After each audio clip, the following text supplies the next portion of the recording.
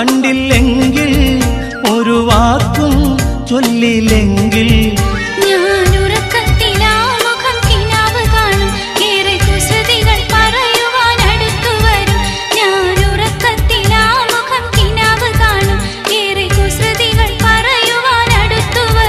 ഈ ജന്മം നിനക്കുള്ളതാണ് മുത്തേ,